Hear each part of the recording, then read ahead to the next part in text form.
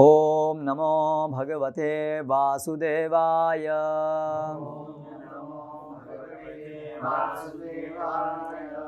ओम नमो भगवते वासुदेवाय।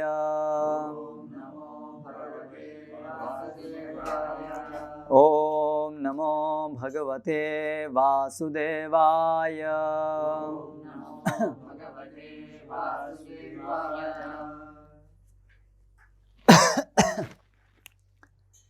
श्रीमद् भगवद गीता यथारूप अध्याय 12 भक्ति योग श्लोक क्रमांक 13 और 14। अद्वेष्टा सर्वभूतानां मैत्रः करुण एव च निर्ममो निरहंकारः समदुःखसुखक्षमी सन्तुष्टः सततं योगी यतात्मा दृढनिश्चयः मय्यर्पितमनो बुद्धिर्यो मद्भक्तः प्रियः।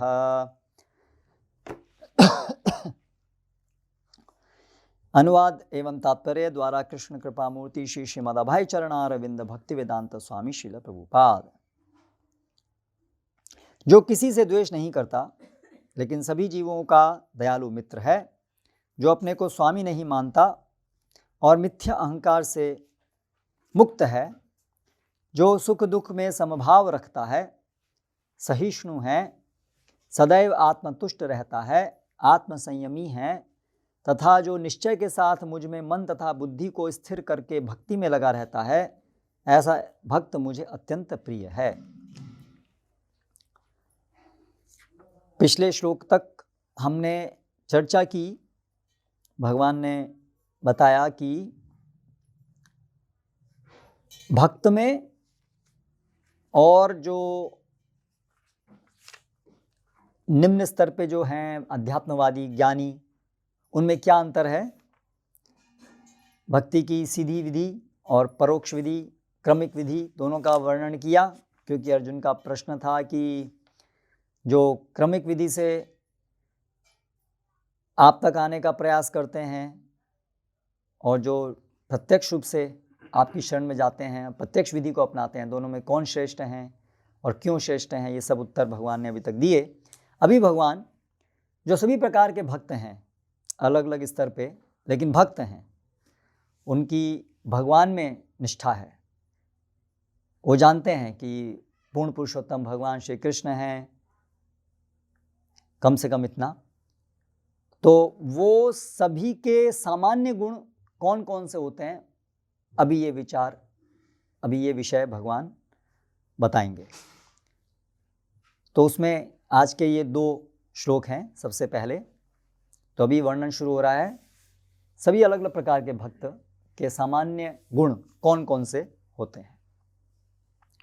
तात्पर्य, शुद्ध भक्ति पर पुनः आकर भगवान इन दोनों श्लोकों में शुद्ध भक्त के दिव्य गुणों का वर्णन कर रहे हैं। शुद्ध भक्त किसी भी परिस्थिति में विचलित नहीं होता, और क्योंकि सभी गुण हैं तो शुद्ध भक्त के परिप्रेक्ष्य में भी ये गुण हैं, सभी के अंतर्गत। शुद्ध भक्त किसी भी परिस्थिति में विचलित नहीं होता, नहीं वह किसी के प्रति ईर्ष्यालु होता है, न वह अपने शत्रु का शत्रु बनता है।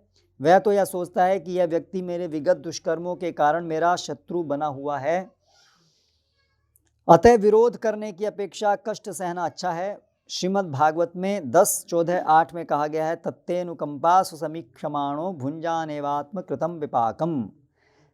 जब भी कोई भक्त मुसीबत में पड़ता है तो वह सोचता है कि यह भगवान की मेरे ऊपर कृपा ही है, मुझे अपने विगत दुष्कर्मों के अनुसार इससे कहीं अधिक कष्ट भोगना चाहिए था।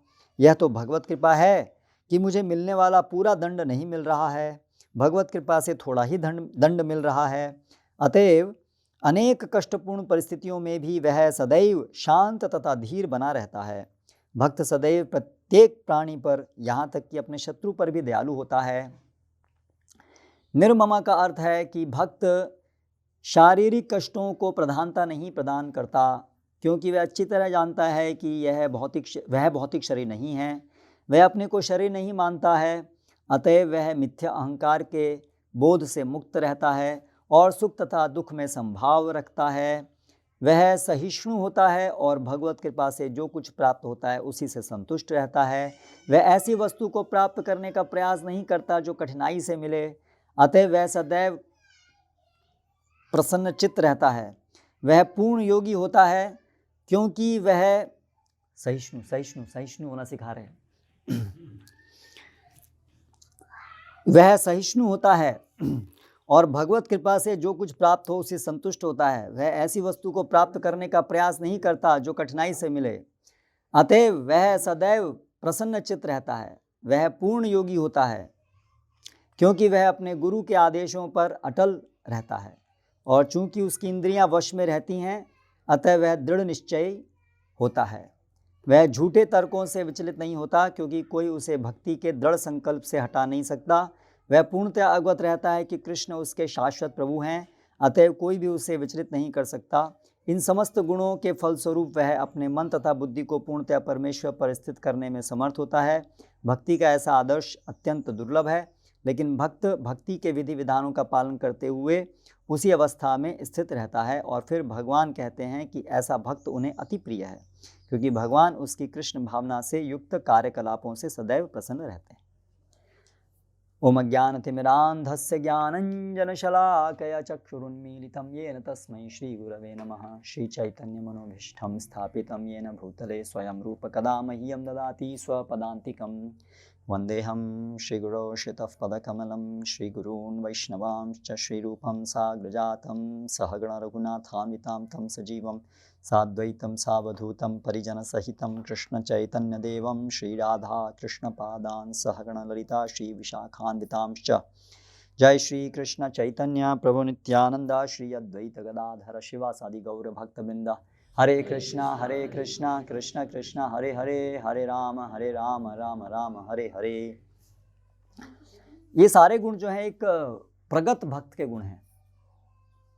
आरंभिक अवस्था में ये गुण प्रकट नहीं होते, किंतु प्रगत अवस्था में ये सब गुण प्रकट होते हैं। अब ये जो प्रगत अवस्था है, जो भक्त मुक्तिकामी हैं उनके अंदर भी उनकी प्रगत अवस्था में ये गुण प्रकट होंगे। कोई भी भक्त को यदि मुक्ति भी जब प्राप्त होगी, सालोक्य सारूप्य सामीप्य, तो भी उसके अंदर ये गुण प्रस्तुत होंगे, क्योंकि भगवत धाम जाना, चाहे वो मुक्ति कामना के लिए जाना है, वो भी गुणातीत अवस्था है। तो इसलिए ये सब जो गुण हैं ये सभी भक्तों के लिए, लेकिन सभी भक्तों की एक उच्च अवस्था में प्रकट होने वाले गुण हैं। इस तरह से हम देखते हैं कि भगवद गीता में अलग अलग वर्णन किया है, लेकिन एक कॉमन चीज़ है कि भगवान में चित्त स्थित हो। अभी उसका भले ही वो प्रयोजन कुछ और है, लेकिन भगवान में चित्त स्थित हो और केवल भगवान की समझ। तो भगवत धाम, इस गुणों से परे जाने के लिए ये आवश्यक है, भगवान में चित्त स्थित हो, और उसके अनुसार ये सब गुण भी प्रस्तुत होंगे। तो हम सोच सकते हैं कि जो शुद्ध भक्ति का अनुशीलन कर रहे हैं, उत्तम भक्ति का अनुशीलन कर रहे हैं, तो उनकी स्थिति तो कितनी अधिक उच्च है कि उनका तो भगवान, ये सब जो मुक्ति भी कामना करते हैं उनको ही भगवान बहुत प्रसन्न होकर के मुक्ति पद प्रदान करते हैं, सालोक्य सामीप्य इत्यादि। लेकिन जो भगवान की सेवा ही केवल मांगते हैं, let me see, it will disturb, ठीक है, जो केवल भगवान की सेवा ही मांगते हैं, भगवान तो उनके द्वारा जीत ली जाते हैं। उनकी स्थिति तो बहुत उच्च है।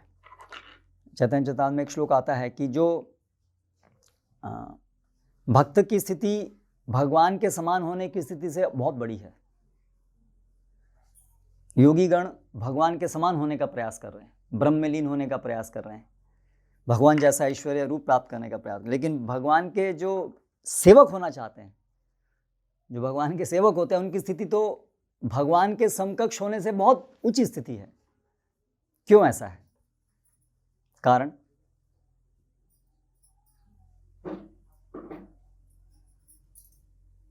भगवान उनके प्रेम में बनकर के उनकी सेवा के लिए उपस्थित हो जाते हैं, जैसे अर्जुन के लिए उपस्थित हुए, या क्योंकि भगवान अपने से भी अधिक प्रिय, अपने से भी अधिक प्रेम अपने भक्तों को करते हैं। तो आप भगवान के समकक्ष बन गए, लेकिन भगवान अपने से भी अधिक बड़ा अपने सेवकों को मानते हैं, उनके अधिक उनकी प्रेम वहाँ मिलता है, एक ये कारण है। तो इसलिए आप भगवान के समान बन के आपने क्या प्राप्त किया, क्योंकि भगवान को तो अपने से ज़्यादा बड़े भगवान की नज़रों में भगवान के लिए भगवान के भक्त हैं। और दूसरा कि भगवान का जो माधुर्य है, वो जो उस माधुर्य का आस्वादन केवल दास अवस्था में ही किया जा सकता है। इसलिए भगवान स्वयं दास अवस्था में आकर के चैतन्य महाप्रभु के रूप में दास भक्त के रूप में आते हैं उस माधुर्य का आस्वादन करने के लिए। भगवान के समकक्ष होकर के वो माधुर्य का आस्वादन नहीं किया जा सकता। तो इस वजह से भगवान का दास बनना, वो भगवान बनना यानी कि भगवान ब्रह्म ज्योति इत्यादि को प्राप्त करना है, भगवान जैसा ऐश्वर्य प्राप्त करने से कहीं ज़्यादा बड़ा है। तो अभी ये कौन कौन से गुण हैं जो इस प्रकार से उन्नत भक्तों में मिलते हैं? सबसे पहले है अद्वेष्ट सर्वभूतानां, सभी जीवों के प्रति द्वेष भावना नहीं है। अभी इसकी पराकाष्ठा है, जिसको हमसे द्वेष है उसके प्रति भी द्वेष नहीं है। जिसको हमसे द्वेष नहीं है उसके प्रति द्वेष ना होना तो आसान है। ये सभी गुण जो हैं परीक्षा होने पर ही प्रकट होते हैं। जब तक परीक्षा नहीं होती तब तक पता नहीं चलता कि ये गुण कितने हैं, नहीं हैं, क्या हैं। ना अपने को, हाँ, जो उन्नत भक्त हैं उनको तो दिखते होंगे, समझ में आते होंगे, लेकिन सामान्यतया ये समझ में नहीं आते कि हम कितने पानी में हैं जब तक हमारी परीक्षा नहीं होती है। करेक्ट? ये बहुत हम सब ने अपने जीवन में देखा है। हम सब लोग सोचते रहते हैं हमारे अंदर कितने अच्छे गुण आ गए हैं। हम सभी यस्यास्ति भक्तिर भगवती किंचन समासते तत्व सर्वै गुणैः सुरा, सभी देवता गुण हमारे अंदर आ गए हैं अभी तो। लेकिन एक घटना होती है और फिर, और भक्तों को कई बार वो घटना के बाद भी समझ में नहीं आता उनके दुर्गुण, लेकिन सारे संसार को विदित हो जाते हैं वो दुर्गुण। करेक्ट? तो ये तो है कि परिस्थितियां जो हैं, भगवान कृपावश हमें ऐसी परिस्थितियों में डालते हैं जिससे कि हम देख सकें कि हमारे अंदर हमने कितना इन गुणों को, ये जो गुण अभी वर्णन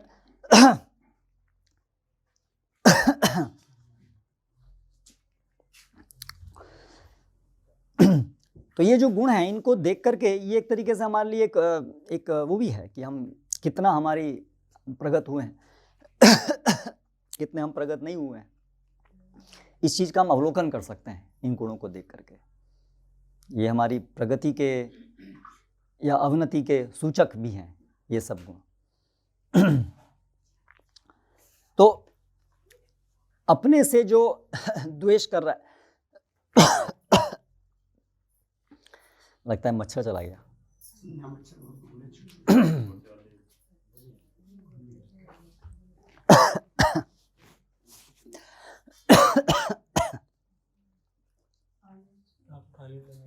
हाँ, कोई बात, इतना सहिष्णु होना सीखना है ना परीक्षा।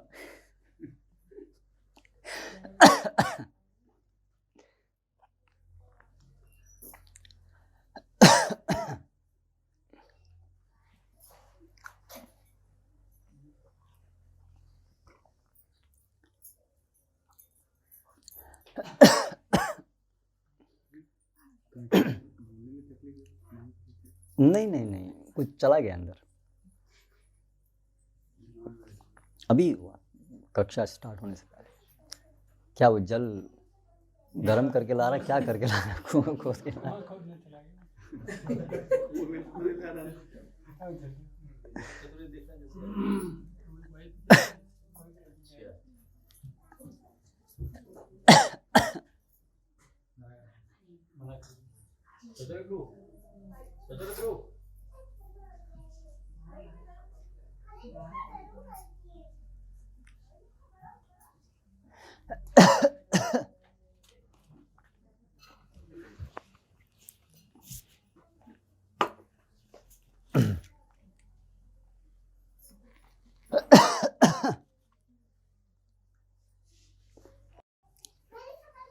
पहले मेरी परीक्षा हो गई।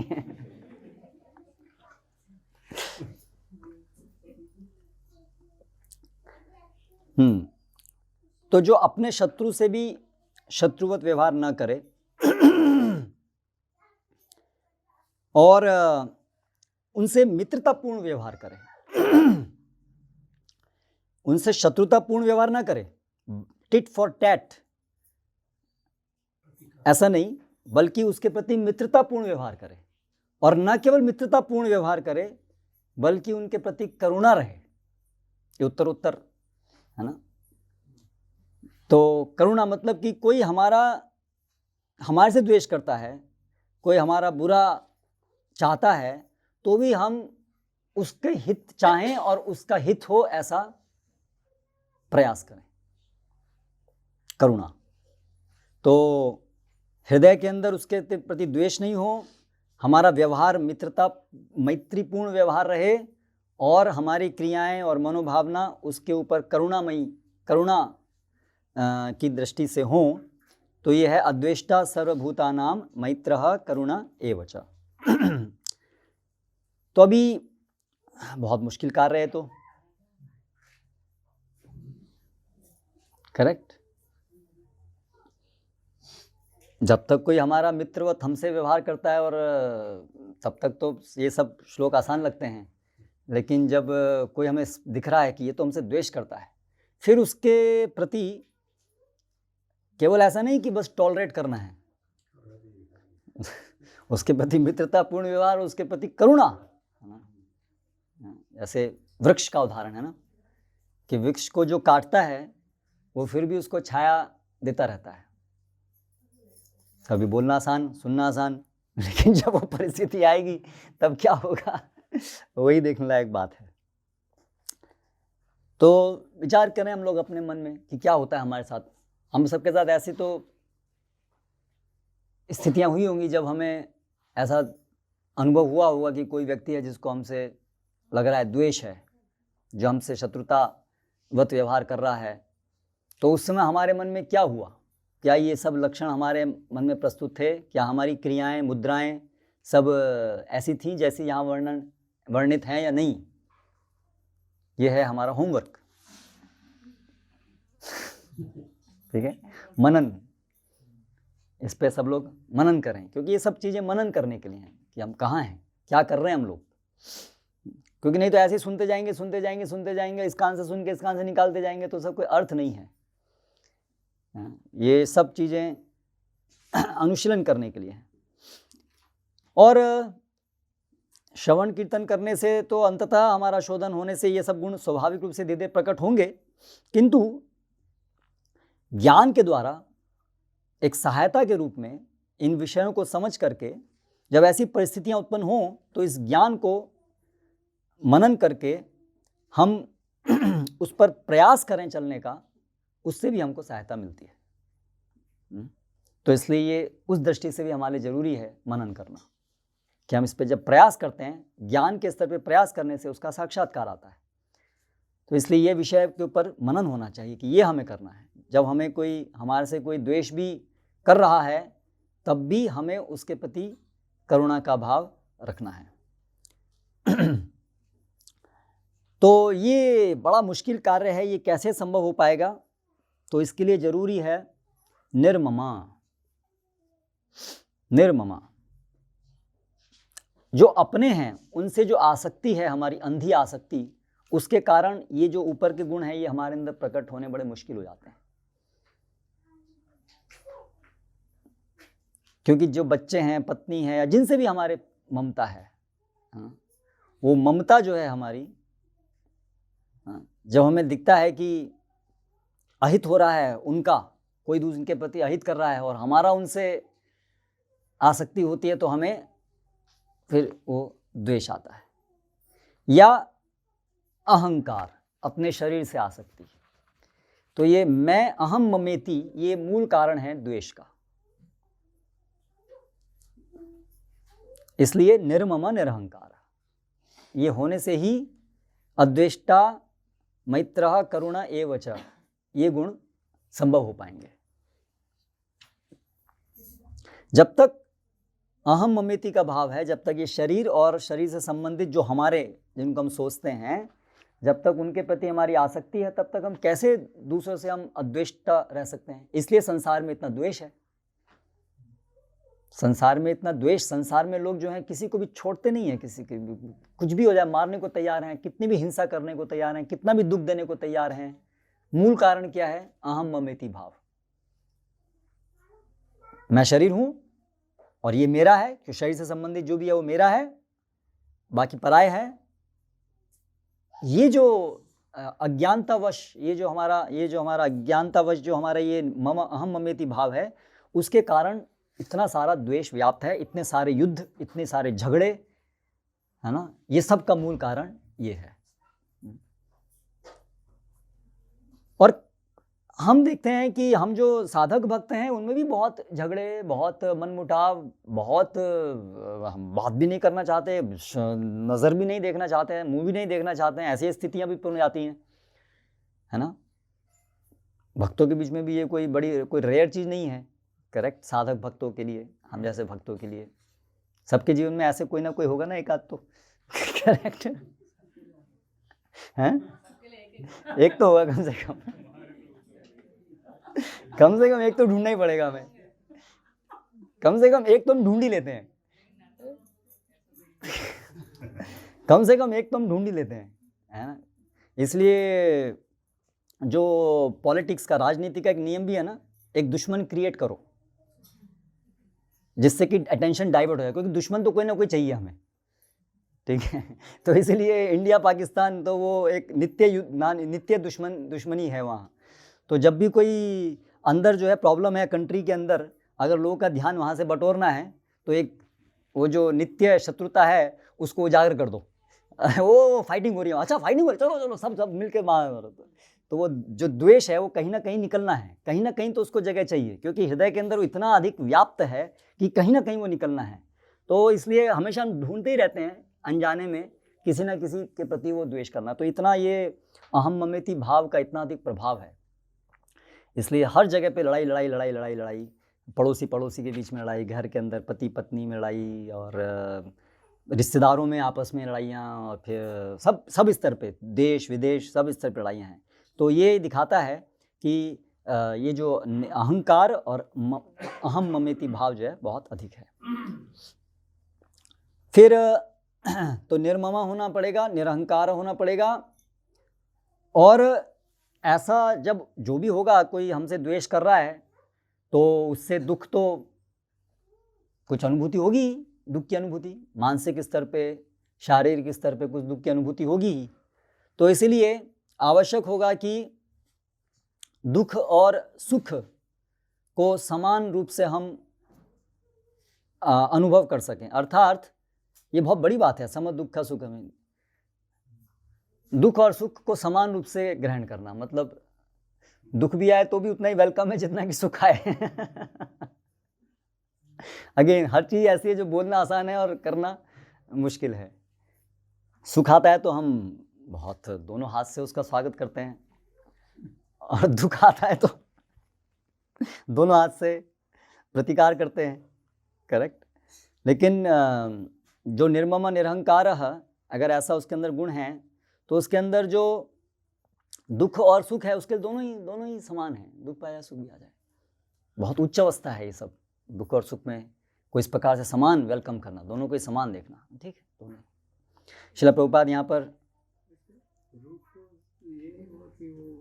जो भोग की करने की इच्छा है, द्वेष है, उसका भी रूट कोस तो भोग करने की इच्छा, वही अहम ममेती भाव, अटैचमेंट। भोग करने की इच्छा मतलब अटैचमेंट, आसक्ति है ना, आसक्ति मतलब भोग। ये तो जब शुद्ध भक्ति से ही वो तो निर्मूलन हो सकता है। जब जिस मात्रा में भी है कि मुझे भोग करना है, तभी तो दुख। हाँ, इसलिए सब ये उच्च भक्त के लक्षण हैं। इसलिए साधक अवस्था में तो हमें ये इसका अभ्यास होना चाहिए कि हम इसमें बह नहीं जाएं ज्ञान से करके, लेकिन ये स्वाभाविक रूप से प्रस्तुत होंगे एक शुद्ध भक्त के अंदर। साधक भक्त के अंदर उसका बोध होगा कि हाँ ये सही है, ये गलत है, मैं कहाँ हूँ, कितना मेरे अंदर ये, उससे वो प्रार्थना कर पाएगा भगवान से, भगवान बहुत निम्न अवस्था में हूँ, मेरे अंदर ये सब दुर्गुण उपस्थित हैं, इसका मतलब मेरी भक्ति का स्तर बहुत नीचे है। तो ये स्वाभाविक रूप से एक भक्त के अंदर प्रस्तुत होते हैं। राजा के लिए तो मेरा प्रजा, मेरा देश, नहीं, राजा के लिए भी नहीं, अंततः तो जो भक्त राजा है, जो प्रगत चेतना में है, कृष्ण भक्ति में, वो हर कार्य बाह्य रूप से लेगा मेरी प्रजा, लेकिन उसकी चेतना तो ये मेरी मतलब क्या, सब कृष्ण के द्वारा मुझे सेवा दी गई है कि इनको मैं कैसे इनकी प्रगति। शत्रु भी वो उसी को शत्रु मानेगा जो भगवान के मार्ग से विरुद्ध ले जाने वाला है, तो अन्यथा वो उसको शत्रु नहीं मानेगा। तो प्रजा को कोई हानि करने वाला है, हाँ दूसरा राज्य का है, हाँ, तो उसको दंड देगा, मतलब ऐसे नहीं कि उस पे। लेकिन वो अहम ममती भाव से नहीं है ना, मेरे अपने इंद्रिय भोग के लिए भगवान की सेवार्थ में वो करूंगा ना। आई थिंक कोई द्वेष नहीं होगा, क्रोध होगा। मतलब यहाँ पर जो उसका केंद्र है वो है कि इंद्रिय भोग में रुकावट आने की वजह से हमें उससे नफरत हो रही है ना। बाह्य रूप से प्रकटीकरण ऐसे दिखेगा, क्रोध है, अब लड़ाई होगी तो प्रदर्शित होगा, लेकिन उसका वो द्वेष नहीं कहलाएगा, वो तो भगवत सेवार्थ होगा। वो तो एक पिता भी बच्चे को मारता है, पिता ही बच्चे को डांटेगा मारेगा, लेकिन वो तो समझना आसान है, वो तो द्वेष से नहीं मारता है ना।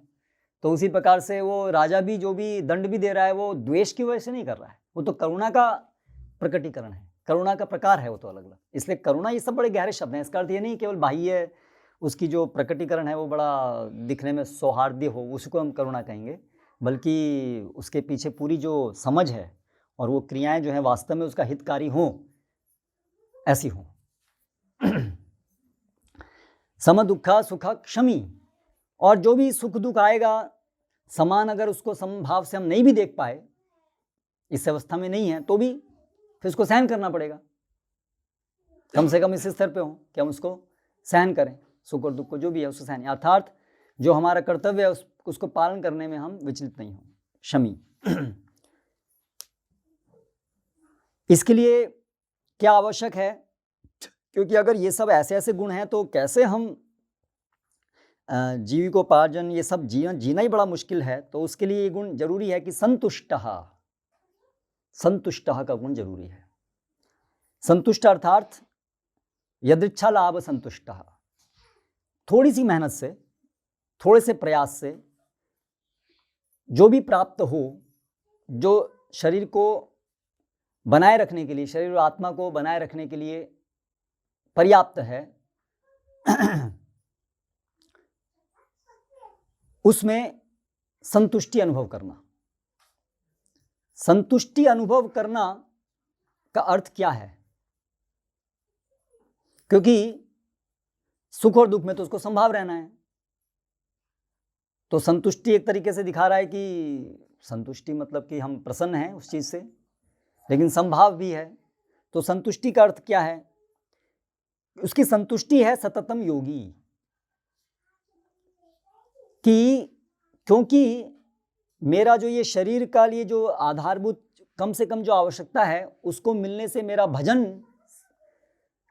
करने के लिए अनुकूल अवस्था उत्पन्न होती है, जिससे मेरा सतत भजन होता है, सततम योगी, इसलिए मैं संतुष्ट हूं उससे। ये कारण है संतुष्टि का। इसलिए जो भी आसानी से मिल जाए उससे, क्योंकि मेरा भजन के लिए वो अनुकूल है, जिससे मैं सतत भजन कर सकूं, इसलिए वो उसमें संतुष्ट होता है। तो इसलिए अगर कोई व्यक्ति संतुष्ट है तो उसके भक्त के केस में कोई व्यक्ति संतुष्ट है,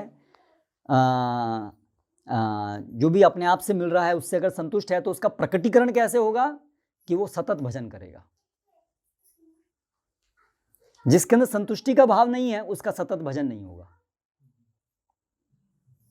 वो हमेशा अनावश्यक चीजों को प्राप्त करने के लिए प्रयासरत रहेगा और उसका मन उद्विग्न रहेगा, इसलिए उसका भजन जो है वो सतत नहीं चल पाएगा। इसलिए संतुष्टः सततम योगी। इसलिए जो संतुष्टि का गुण है ये बहुत बहुत महत्वपूर्ण गुण है भक्तों के लिए। वास्तव में जब 7वें स्कंद में नारद मुनि जो 30 गुण बताते हैं सभी मनुष्यों के लिए, तो उसके अंदर भी ये संतुष्टि गुण का वर्णन करते हैं। और तो ये कॉमन है, सभी वर्णाश्रम में भाग लेने वाले सभी के अंदर ये गुण आवश्यक है, संतुष्टि का गुण। अपने अपने वर्ण के अनुसार वर्णोचित जो भी कार्य हैं उसको करने से जितना मिले उसमें संतुष्टि। इसलिए हम देखते हैं वर्णाश्रम में जैसे शूद्र है, अभी खेत में काम कर रहा है, शूद्र भी और एक वैश्य भी, दोनों ही हैं। बाह्य दृष्टि से देखेंगे शूद्र ज़्यादा काम करता हुआ प्रतीत होगा वैश्य से, मैनुअल लेबर जो है, ऐसा प्रतीत हो सकता है कि शूद्र ज़्यादा काम कर रहा है वैश्य जिसके अंडर में वो काम कर रहा है उससे। लेकिन जो सारा जो उपार्जन जो होता है वो किसकी संपत्ति होती है? वो वैश्य की संपत्ति होती है, और शूद्र उस पर संतुष्ट रहता है। करेक्ट? तो अगर वो उसके अंदर ये समझ नहीं है, संतुष्टि गुण नहीं है, तो बगावत हो जाएगी। अरे मेहनत तो मैंने इतनी की तो बराबर, कम से कम बराबर तो बढ़ना चाहिए, चलो ज़्यादा नहीं दो तो कम से कम 50% तो हो। करेक्ट? लेकिन वैदिक व्यवस्था के अंतर्गत जो शूद्र है उसका जो भी उपार्जन है उसके ऊपर उसका अधिकार नहीं होता है, वो तो वैश्य का ही होता है। वैश्य उसको पालता है, वैश्य उसको जो है जो उसके लिए आवश्यक है देता है। यानी कि जो भी प्रॉफिट हुआ वो सारा जो प्रॉफिट है वो तो वैश्य का होता है। फिर वैश्य अभी क्यों होता है वैदिक संस्कृति में? क्योंकि वैश्य जो है उसको सत्कर्म में लगा सकता है। उसकी जो मनोवृत्ति है, उसकी जो चेतना की शुद्धि है वो इस प्रकार की होती है कि उसको दान इत्यादि अच्छे सत्कर्म में, कम्युनिटी के लिए या अन्य पुण्य कार्य को लगाता है। इसलिए वो धन का संरक्षण वहाँ होता है, जो भी होता है। एक शूद्र के लिए वो मुश्किल है, इसलिए उसको जो आवश्यक। लेकिन इन दोनों के लिए जरूरी है कि संतुष्टि का गुण होना चाहिए। और ये आजकल का जो आधुनिक समाज हम देख रहे हैं, क्योंकि उसमें प्रजा के अंदर, लोगों के अंदर संतुष्टि के गुण को मारा जा रहा है, इसलिए लोग किसी में संतुष्टि नहीं है, इसलिए ये सिस्टम सब डिसबैलेंस हो गए, इसलिए स्ट्राइक्स होती हैं। इसलिए हमेशा सब तरफ से एक दूसरे का शोषण करने की प्रवृत्ति है और सभी लोग अनसेटिस्फाइड रहते हैं और हमेशा से आंदोलन चलते रहते हैं। तो इसलिए संतुष्ट गुण सब मनुष्यों के लिए जरूरी है। अब यहाँ पर हम भक्तों की बात कर रहे हैं तो विशेष रूप से हमारा भजन ढंग से हो, उसके लिए संतुष्टि का गुण बहुत जरूरी है। लेकिन भाई ठीक है, शरीर की देखभाल के लिए मिल जाए तो उसमें संतुष्ट है, नहीं मिले तो क्या करें? क्योंकि ऐसा भी तो होगा कि नहीं मिल रहा है शरीर के लिए जो आवश्यक है, तो क्या करें? यथात्मा, इसलिए आवश्यक है यथात्मा होना, सेल्फ कंट्रोल्ड।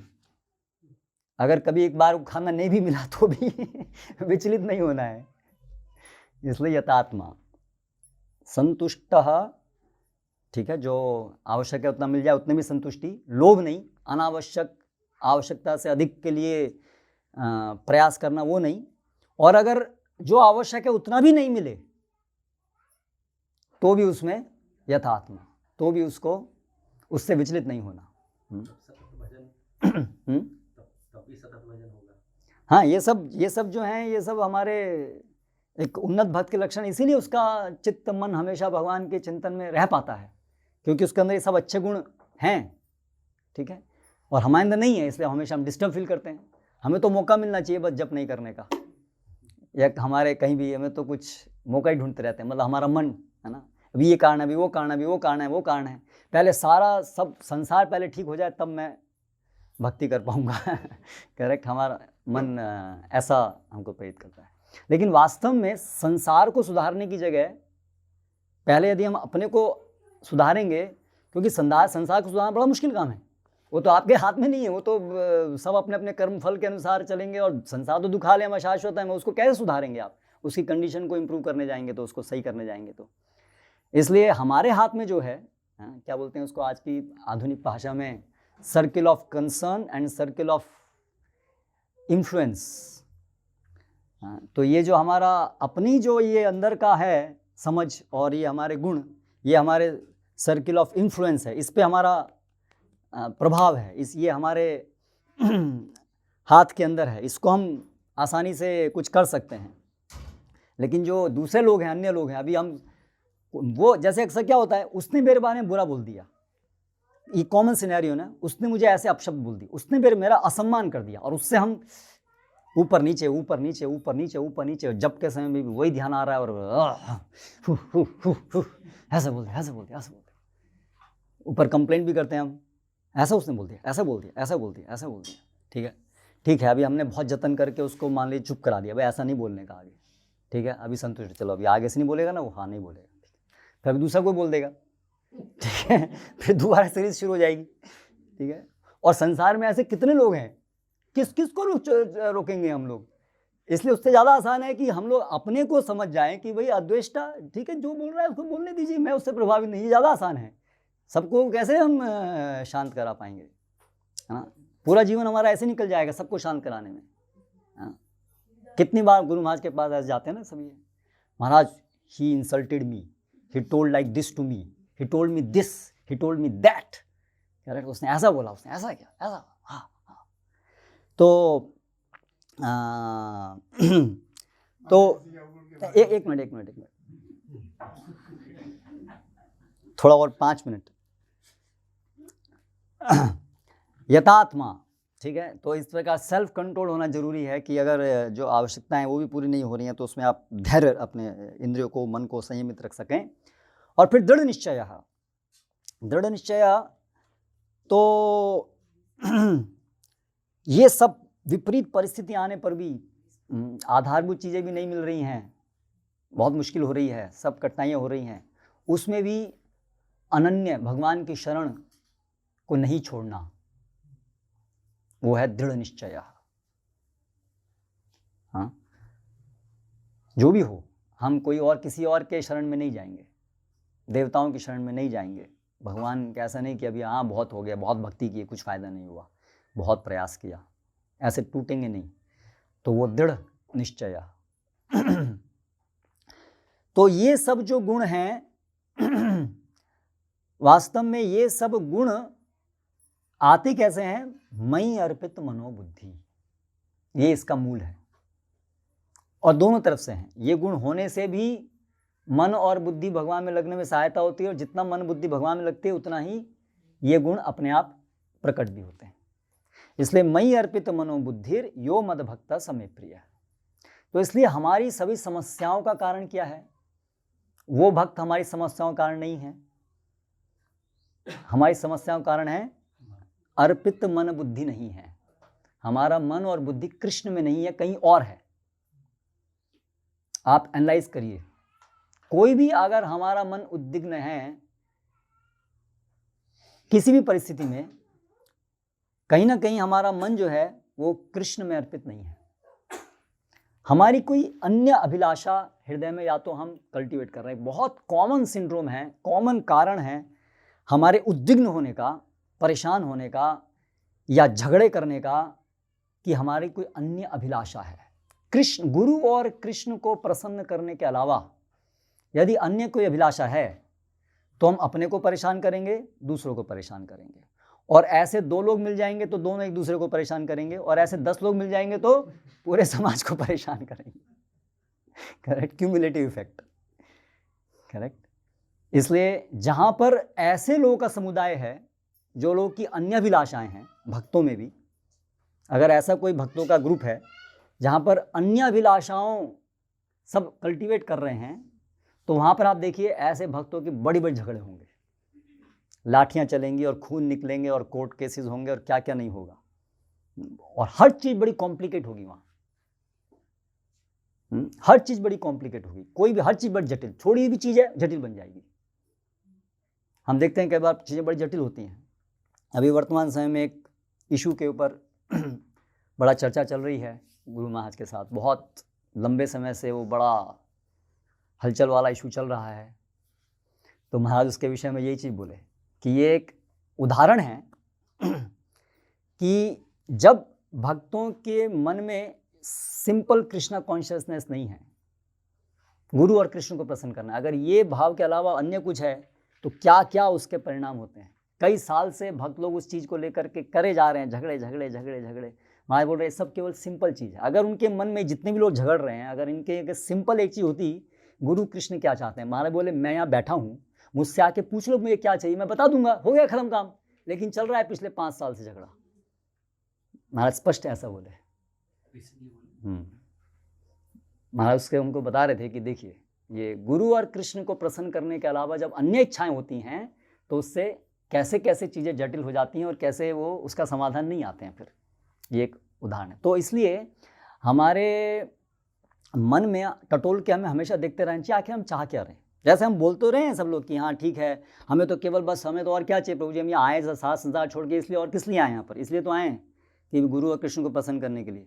लेकिन जब आपका किसी ने असम्मान किया और फिर आपका 4 दिन तक जप नहीं हो पाया तो फिर क्यों ऐसा हुआ? यदि आप तो यहाँ केवल कृष्ण को प्रसन्न करने आए थे तो किसी भक्त ने आपका असम्मान कर दिया तो उसमें आपको कृष्ण प्रसन्न करने में क्या समस्या आ गई आपको? क्या आपका 4 दिन तक आप परेशान हो गए आप? नहीं। मान लीजिए किसी ने आपका सम्मान कर दिया तो क्या हो गया आपको? उसने क्या आपको रोक दिया भगवान की सेवा करने से कि जो आप इतने व्यथित हो गए? इसका मतलब आप सोच रहे हैं कि मेरे अंदर यही इच्छा है बस कि मैं तो बस सब कुछ छोड़ के हम तो केवल भगवान की सेवा करने के लिए आए, लेकिन ऐसा है नहीं। और वो हमें भी नहीं पता है कि ऐसा और क्या क्या है हमारे कॉन्शियसनेस में, वो नहीं है। अंदर है बहुत सारी चीज़ें, जो अन्य चीज़ें हमारे साथ हैं जिनका हमें भी स्पष्ट पता नहीं है कि और हमारे मन में और क्या क्या इच्छाएं हैं। इसलिए वो परिस्थिति आने पर ही वो अन्य जो इच्छाएं हैं वो ज़्यादा स्पष्ट रूप में आती हैं। और अगर वो भक्त बहुत ज़्यादा तामसिक है तो वो सामने आने पर भी उसको नहीं दिखेंगी। अन्य अभिलाषाएं सामने आने पर भी उसको नहीं दिखेंगी। सबको और सबको दिख जाएंगे लेकिन उसको नहीं दिखेंगी। तो इसलिए हमें वास्तव में इस विषय के ऊपर गंभीरता देखना चाहिए, हर परिस्थिति में देखना चाहिए। हर परिस्थिति हमको एक सिखा रही है एक चीज़, हर परिस्थिति हमको ये चीज़ सिखा रही है कि आपकी हृदय में क्या है, व्हाट डू यू वांट, अंततः आप चाहते क्या हो, आपके जीवन का लक्ष्य क्या है, आप क्या क्या चाहते हो। एक ही चीज़ चाहते हो, कई चीज़ चाहते हो, व्यवसायत्मिका बुद्धि या बहुशाखा बुद्धि है, कौन सी बुद्धि है? हाँ, ऐसा भी हो सकता है। हाँ, कृष्ण की सेवा भी चाहते हैं लेकिन भी है, वो ही नहीं है वहाँ पर।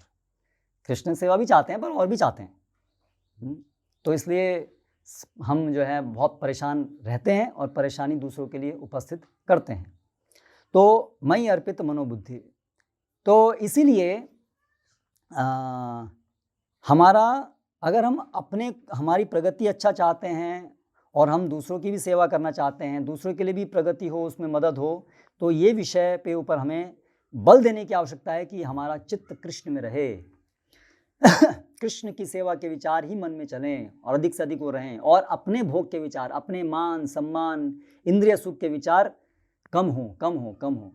तो इसके लिए ये जो पूरी विधि है, श्रवण कीर्तन और अलग अलग प्रकार की व्यावहारिक सेवाएं, और इसको मन से करना, ध्यानपूर्वक करना, ये सब विधि करने से अपने को उसमें लगाना पड़ेगा विधि को। जैसे मैं उस दिन बता रहा था, हम यहाँ पर आ तो गए, अनुकूल वातावरण तो उपस्थित हो गया, लेकिन आपने उस अनुकूल वातावरण में अपने को कितना लगाया उस पर निर्भर करेगा कि ये अनुकूल वातावरण से आपको लाभ कितना हुआ।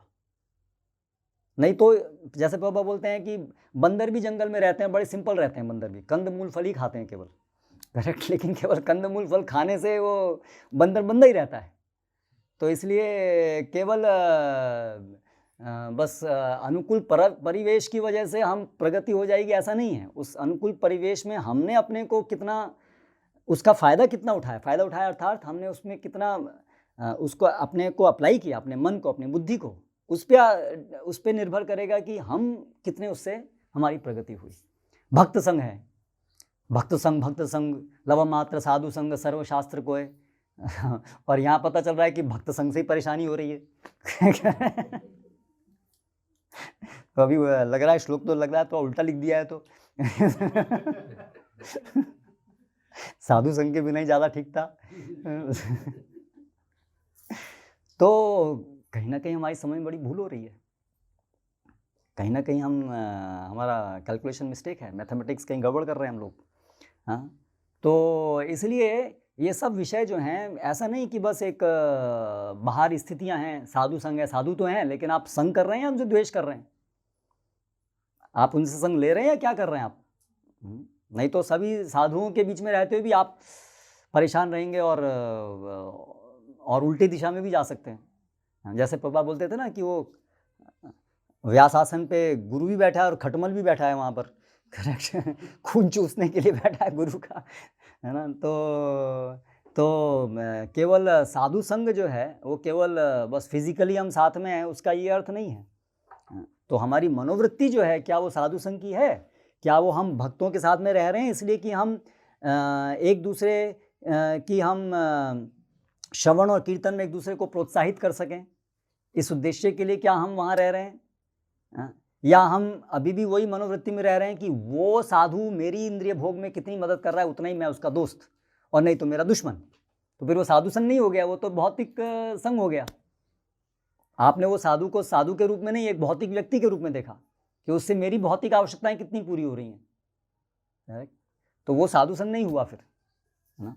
तो इसलिए ये सब जो विषय हैं इसमें इस प्रकार से मनन जरूरी है। तो इसके लिए ये जो श्रील प्रभुपाद ने हमें कार्यक्रम दिया है, हम श्रवण कीर्तन के ऊपर बल दें, हम मन से पूरी जो भी हमारे नियत कर्तव्य हैं, सेवा के कार्य हैं, उसमें मन से सेवा करें, जो भी हमारी सेवाएं उसको पूरे मन लगाए करें, इसमें झिझक नहीं करें। जितना हम इसमें कंजूसाई करेंगे उतना ही हमको नुकसान होगा, उतने हमारे अंदर ये गुण उपस्थित नहीं होंगे।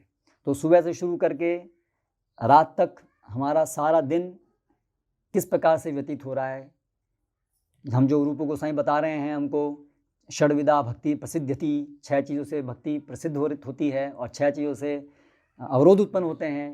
तो हमेशा हमारा अवलोकन होते रहना चाहिए कि हम क्या कर रहे हैं क्या नहीं कर रहे हैं, है ना।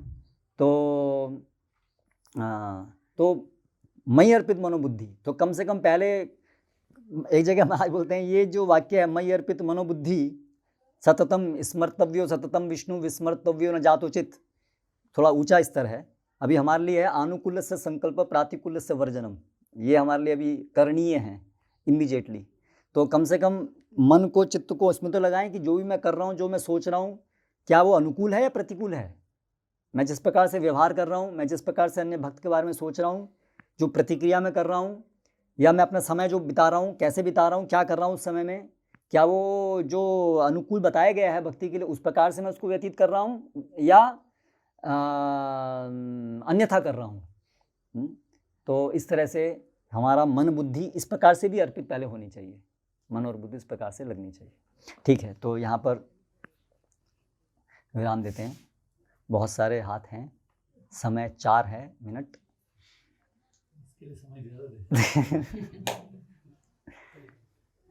ठीक है। साधु संघ से जो भी लाभ लेने की बात, तो उसमें साधु संघ से डेफिनेटली कुछ लाभ भी होता है, कुछ लाभ भी होता है, मतलब ऐसे ही केवल साधु संघ से मतलब साधु पे भी डिपेंड करता है किस प्रकार से, लेकिन इन जनरल साधु संघ से लाभ भी है। लेकिन उससे क्योंकि जो अभी प्रैक्टिशनर साधु हैं उसमें अनर्थ भी है, तो उसके कारण वो जो साधु संघ है जो उनसे लाभ प्राप्त हो रहा है उसको हम समावत उसको उससे सराहना नहीं कर पाते। ऐसा कई बार मन में द्वंद्व रहता है कि क्या ये साधु है, तो बाहर का आदमी भी नहीं करता है। तो ऐसे द्वंद्व से कैसे निकले, क्योंकि साधु संघ से हम वो ऐसा नहीं कि बिल्कुल जीरो उस पर एप्रिसिएशन है, हाँ भाई कोई जब कर रहे हैं अच्छी बात है, लेकिन सामने ये जो अनर्थ है जिसके कारण तो अनर्थ दिखना स्वाभाविक है, क्योंकि हम साधक भक्त हैं तो हमें अर्थ क्या है अनर्थ क्या है ये पृथक देखना आना चाहिए, ये हमारी साधना के लिए आवश्यक है। लेकिन समस्या अगर अनर्थ दिख रहे हैं वहाँ दूसरे में और अपने में नहीं दिख रहे हैं तो इसका मतलब कहीं कुछ समस्या है, या दूसरे में अनर्थ तो दिख रहे हैं लेकिन जो उसके अर्थ हैं वो नहीं दिख रहे हैं तो भी कुछ समस्या है। तो इसका मतलब वहाँ पर केवल डिस्क्रिमिनेशन नहीं है, कुछ उसके अलावा कुछ द्वेष भी आ गया है, संभावना है कि वहाँ नहीं तो अर्थ अनर्थ दोनों दिखने चाहिए।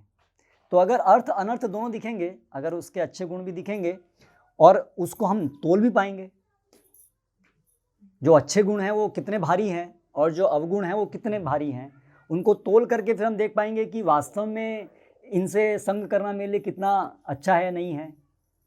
लेकिन अगर हमारे अंदर द्वेष है तो फिर वो हम ये सब चीज़ें जो बारीकियाँ हैं, तोलना, ये सब नहीं कर पाते हैं। फिर उनके एक छोटे से अवगुण की वजह से हम ब्लैंकेट में बंद करके उनको बाहर फेंक देते हैं कि ये तो ज़्यादा बेकार है तो सब। लेकिन ऐसी बहुत सारी चीज़ें हैं जो उनके अंदर बहुत अच्छे गुण हैं, तो कम से कम हो सकता है कि वो अच्छे गुण हैं, लेकिन क्योंकि उनके अंदर वो दुर्गुण भी बहुत ऐसे हैं जिनसे हम उनसे जो संग हम करना चाहें तो वो नहीं कर पाएँ। उनसे जो सुनना है, उनसे जो निकट साथ रह करके सेवा करना है, इस प्रकार के जो साधु संघ के जो अंग हैं वो उनके साथ हम संयोजित ना कर पाएँ, उसको हम ना कर पाएँ, तो भी कम से कम उनके प्रति द्वेष तो नहीं आना चाहिए, है ना। द्वेष तो एक्चुअली किसी के प्रति भी नहीं आना चाहिए, द्वेष था सर्वभूता नाम, वो तो किसी के प्रति भी नहीं आना चाहिए। लेकिन भक्तों के संदर्भ में तो हम देखें कि कुछ अवगुण है, लेकिन एक बहुत बड़ा गुण है कि कम से कम वो भगवान की तरफ चलने का प्रयास तो करें, अनर्थ निवृत्ति की तरफ तो है, अनर्थ निवृत्ति के मार्ग में तो है। कम से कम आदौ श्रद्धा, क्या उनके अंदर आदौ श्रद्धा है कि नहीं है। चलिए अनर्थ निवृत्ति नहीं हो पा रही है, हमें दिख रहा है उनके अनर्थ तो निवृत्त नहीं हो रहे हैं, अनर्थ तो उनके अंदर बने हुए हैं, बहुत सारे अनर्थ हैं, लेकिन क्या आदौ श्रद्धा ये स्तर पे कम से कम है, तो ये बहुत बड़ा गुण है अपने आप में। तो इस आधार पे हमें देखना पड़ेगा कि ये बात सही है कि हर एक साधु से हम एक ही समान स्तर पे उनका एसोसिएशन हम नहीं ले सकते, ये बात सही है। ऐसा मैं नहीं कह रहा हूँ कि सबसे समान रूप से वो संग होगा, इसलिए मध्यम अधिकारी जो है वो डिफ्रेंशिएट भी करता है। तो विशेष रूप से ऐसे जो साधु हैं जो हमसे प्रगत हैं, जिनसे सुनने से या जिनके संग से हमारी प्रगति हो सकती है, उनके प्रति विशेष रूप से हमें लड़ाई करना चाहिए उनका संग प्राप्त करने के लिए। और जो हमसे कनिष्ठ अवस्था में है उनका हम जो संग ले सकते हैं हमारा, उनको हमें संग देने के लिए उत्सुक रहना चाहिए।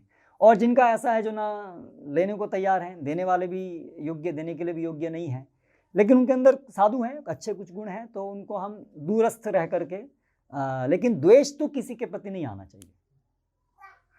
ये जो अर्थ जो देख पाना, अन्य में जो भक्ति के संदर्भ में कुछ गुण देख पाना, वो कुछ भक्तों के लिए सहज होता है, सरल है, और कुछ के लिए बहुत कठिन है।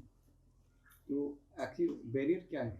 बैरियर तो यही है कि हमारा जो द्वेष है वो हमें अंधा कर देता है, ईर्ष्या द्वेष जो है वो हमें अंधा कर देता है, फिर वो गुण दिख नहीं देता है। वो जो दुर्गुण है, वो जो हमारा उसने अहित किया, हमारा अहित किया, जैसे मान लीजिए किसी ने आपका सम्मान कर दिया, ठीक है, बस अभी आपके लिए वही जो चीज़ है ना वो ब्राइट वैसे चमकती रहती है 100 वॉट बल्ब की तरह से, जब जैसे आप देखते हैं उसको वही चीज़ आपको दिखती है। तो इसने मुझे ऐसा बोला था, हाँ, बस बाकी तो दिखेगा ही नहीं कुछ। जैसे कहीं बहुत ब्राइट लाइट होती है तो उसके पीछे कुछ दिखता ही नहीं ना आपको, तो ऐसे ही वो जो आपके अंदर अगर वो ये चीज़ है, तो वो जो आपका सम्मान हुआ, उससे जो आपका द्वेष उत्पन्न हुआ उसके प्रति, वो द्वेष आपको अंधा कर देता है। फिर आप जो है उसके और कुछ नहीं दिखता है आपको, उसके वो जो जिस कारण से आपका अंदर द्वेष उत्पन्न हुआ है उसके वही गुण केवल आपको दिखते हैं, उसके हर कार्य में वही गुण दिखते हैं, उसके हर प्रक्रिया में आपको वही दिखता है।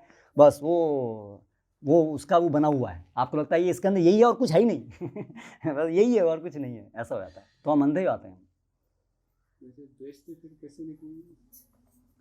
वेल, ये सब शिक्षा सुन करके और इस पर अमल करके, ये समझ करके कि इसने मेरा अपमान किया तो किसका क्या किया। कृष्णदास कविराज गोस्वामी क्या बोलते हैं, क्या बोलते हैं हमको? पुरुष है। हाँ, क्या कौन हूँ मैं, मेरा नाम सुने उसके सारे होइते मोहिते लघिष्ठ, मैं कितना। और हमें अपने कोई हमारा सम्मान करे तो हमें बहुत वो होता है, कष्ट होता है, तो मतलब हम अपने को बहुत सम्मानित समझ रहे हैं, हम अपने को बहुत महान समझ रहे हैं कि मेरा अपमान कर दिया इसने, करेक्ट। तो वो क्या दिखा रहा है? अहंकार दिखा रहा है। हाँ, तो इसलिए वो बुद्धि से फिर उस पर काम होना चाहिए। आखिर मेरा उसने अपमान किया तो मुझे इसमें इतना दर्द क्यों हुआ, क्या दिखा रहा है ये? इसका मतलब मैं सम्मान की अभिलाषा रखता हूँ, मैं कृष्ण की सेवा करना नहीं चाहता, मेरे लिए ज़्यादा इंपॉर्टेंट क्या है। जैसे हम देखते हैं कई बार मंदिर में होता है, प्रभु जी मैं मंदिर में आया, उसने मेरे को, मैं प्रसाद लेने बैठा था, उसने मुझे बोला कि आप प्रभु जी यहाँ से उठ के आप बाहर चलिए, सेकंड पंक्ति में बैठिए, मैं अभी मंदिर नहीं आऊँगा प्रभु जी मतलब उसके लिए मंदिर आना, साधु संग करना, सेवा करना सब गौण था। सबसे इंपॉर्टेंट क्या था उसके लिए? सम्मान। जहाँ उसका सम्मान को ठेस पहुंची उसने भगवान को ही छोड़ दिया मंदिर आऊँ वो नहीं चलेगा, कॉमन सिनेरियो। तो इसका मतलब, तो ये विचार करना चाहिए कि आखिर हम आए क्या हैं। तो वहाँ पर क्या है, वो जो सब अंदर जो अनर्थ हैं बीज, वहाँ पर वो उसको पानी मिलता है तो वो पूरा ब्लास्ट होते हैं वो लोग, वो सब, हाँ, तो एकदम से वो सामने आते हैं। तो उस समय फिर ये हमें श्रवण करना चाहिए या मनन करना चाहिए। जो अभी तक सुना है उसका मनन, क्या कर रहा हूँ मैं, क्या कर रहा हूँ, क्या कर रहा हूँ मैं, क्यों कर रहा हूँ, ये विचार करना चाहिए उस पर। या खुद विचार नहीं कर पा रहे हैं तो फिर दूसरे भक्तों या प्रभु ऐसा हो गया, मैं क्या, मन को कम से कम फिर दूसरा हमारे को वचन बोल करके हमारे मन को सिखा सकता है, ये आप गलती कर रहे हैं। ठीक है, अभी क्या करें?